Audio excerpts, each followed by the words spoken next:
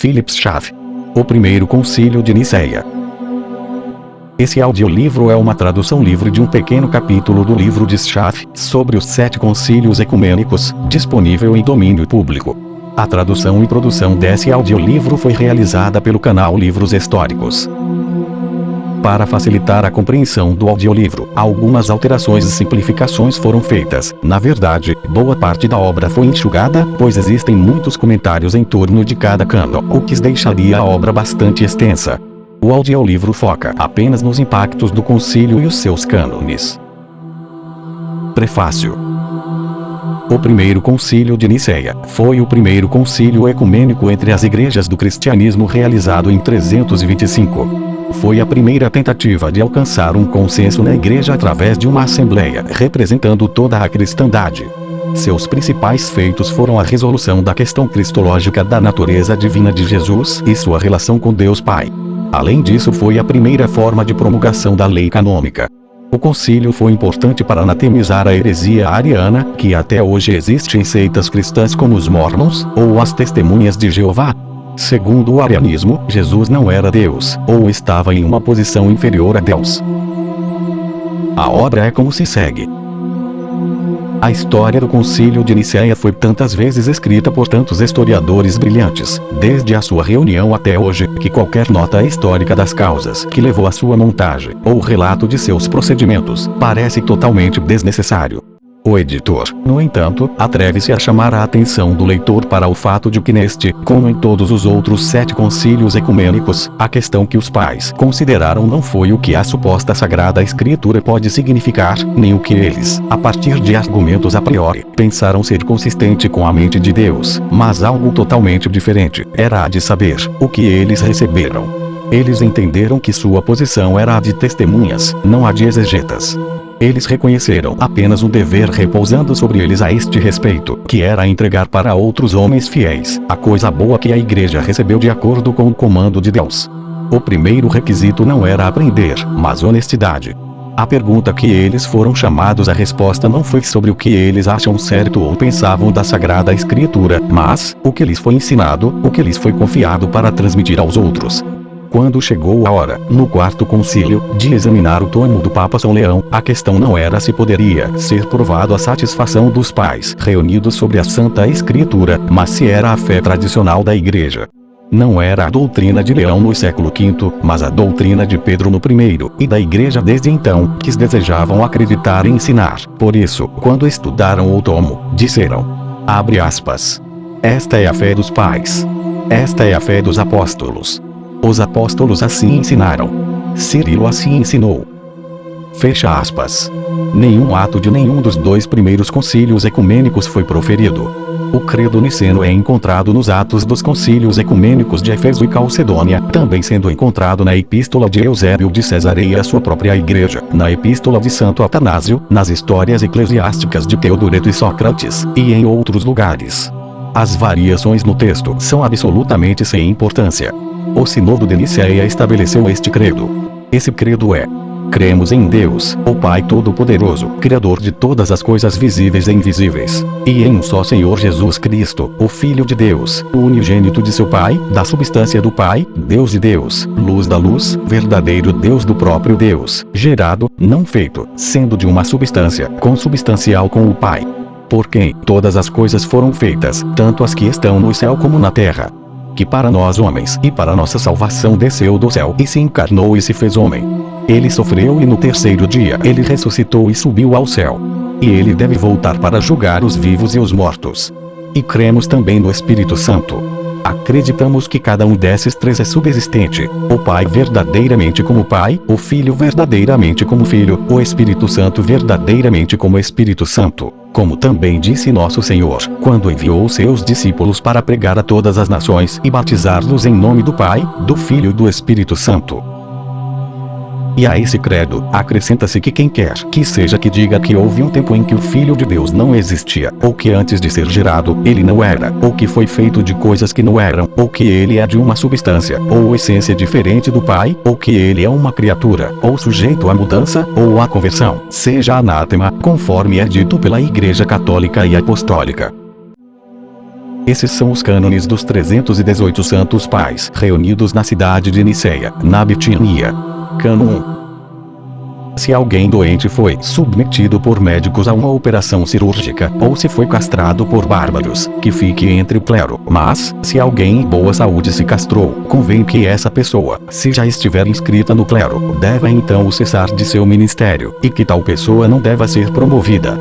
Mas, como é evidente que isso é dito daqueles que intencionalmente fazem e presumem se castrar, então se alguém foi feito eunuco por bárbaros ou por seus mestres, e de outra forma deveria ser considerado digno, tais homens o cânon admite para o clero.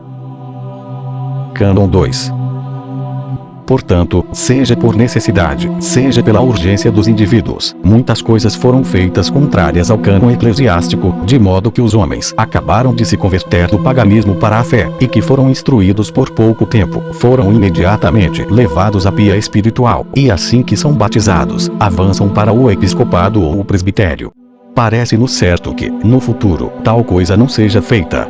Pois para o próprio catecúmeno existe a necessidade de tempo e de uma prova mais longa após batismo. Por isso o apóstolo é claro, dizendo, abre aspas, não neófito, para que, ensoberbecendo-se, não caia na condenação do diabo. Fecha aspas. Mas se, com o passar do tempo, qualquer pecado de sensualidade for descoberto sobre a pessoa, e ele for condenado por 2 ou 3 testemunhas, que então o cesse o ofício clerical.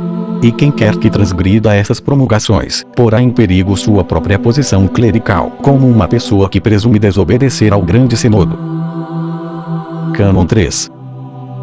O grande sínodo proibiu estritamente qualquer bispo, presbítero, diácono, ou qualquer um dos cleros, seja qual for, de ter uma mulher não casada morando com ele, exceto apenas uma mãe, ou irmã, ou tia, ou então pessoas que estão além de qualquer suspeita. Cânon 4. É absolutamente adequado que um bispo deva ser nomeado por todos os bispos na província. Mas se isso for difícil, seja por necessidade urgente ou por causa da distância, 3 pelo menos devem se reunir, e os sufrágios dos ausentes bispos também devem ser comunicados por escrito. Assim então, a ordenação deve ocorrer. Mas em todas as províncias a ratificação do que é feito deve ser deixada para o metropolita. Cânon 5. No que diz respeito àqueles, sejam do clero ou dos leigos, que foram excomungados nas várias províncias, observe-se a disposição do cânon pelos bispos, que prevê que as pessoas expulsas por alguns não sejam readmitidas por outros. Mesmo assim, o inquérito deve ser feito, quer tenham sido excomungadas por arrogância ou contenda, ou qualquer disposição deselegante semelhante no bispo. E, para que este assunto possa ter a devida investigação, é decretado que em cada província, os sínodos sejam realizados 2 vezes por ano, para que, reunidos todos os bispos da província, tais questões sejam examinadas minuciosamente por eles, para que aqueles que confessam ter ofendido seu bispo, possam ser vistos por todos como excomungados por justa causa, até que pareça adequado a uma Assembleia Geral dos Bispos para pronunciar uma sentença mais branda sobre eles. E deixar estes sínodos sejam realizados antes da quaresma, para que o presente puro possa ser oferecido a Deus, depois que toda a amargura foi posta de lado, e que a segunda seja realizada no outono. Cânon 6. Deixe prevalecerem os costumes antigos do Egito, da Líbia e Pentápolis, que o bispo de Alexandria tenha jurisdição em todas estas, uma vez que o mesmo é habitual para o bispo de Roma. Da mesma forma em Antioquia, e as outras províncias, que as igrejas mantenham seus privilégios. Isso deve ser universalmente entendido, que se qualquer um for feito bispo, sem o consentimento do metropolita, o grande sínodo declarou que tal homem não deveria ser um bispo. Se, porém, 2 ou 3 bispos, por amor natural à contradição, se opuserem ao sufrágio dos demais, sendo razoável e conforme à lei eclesiástica, então que prevaleça a escolha da maioria. Cânon 7. Desde o costume e a tradição antiga, prevaleceu que o bispo de Jerusalém deve ser honrado, que ele, salvando sua devida dignidade à metrópole, tenha o próximo lugar de honra. Cânon 8. No que diz respeito àqueles que se autodenominam cátaros, se vierem para a Igreja Católica Apostólica, o grande sagrado sínodo decreta que aqueles que são ordenados devem continuar como estão no clero. Mas é antes de tudo necessário que professem por escrito que observarão e seguirão os dogmas da Igreja Católica Apostólica. Em particular, eles irão se comunicar com pessoas que foram casadas 2 vezes, com aqueles que caíram na perseguição, sendo imposto um período de penitência sobre eles, e um tempo de restauração, fixado para que em todas as coisas eles sigam os dogmas da Igreja Católica. Onde quer que, então, seja nas aldeias ou nas cidades, todos os ordenados são encontrados como sendo apenas um deles, que permaneçam no clero, e na mesma categoria em que são encontrados. Mas se eles vierem onde há um bispo ou presbítero da Igreja Católica, é manifesto que o bispo da Igreja deve ter a dignidade de bispo, e aquele que foi nomeado bispo por aqueles que são chamados de cátaros, devem ter a classificação de presbíteros, a menos que pareça adequado ao bispo admiti-lo para participar do honrado título.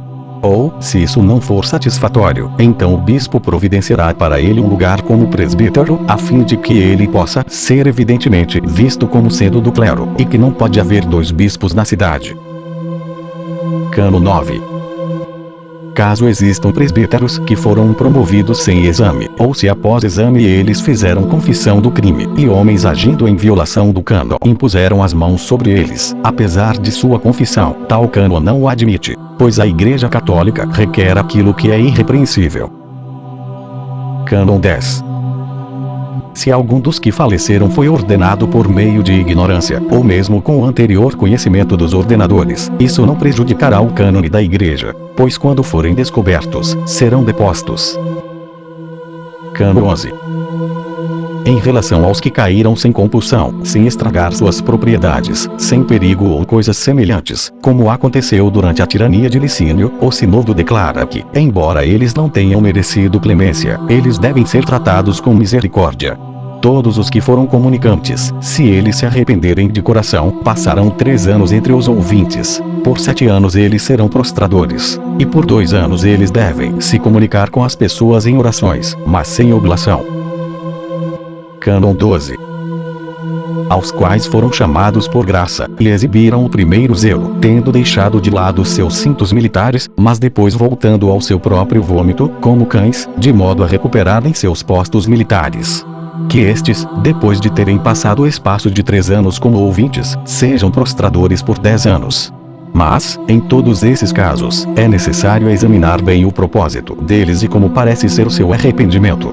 Para tantos quantos dão evidências de suas conversões por atos, e não fingimento, com temor, lágrimas e perseverança em boas obras, quando cumprirem seu tempo designado como ouvintes, podem comunicar-se adequadamente em orações. E depois disso o bispo pode determinar ainda mais favoravelmente concernente a eles.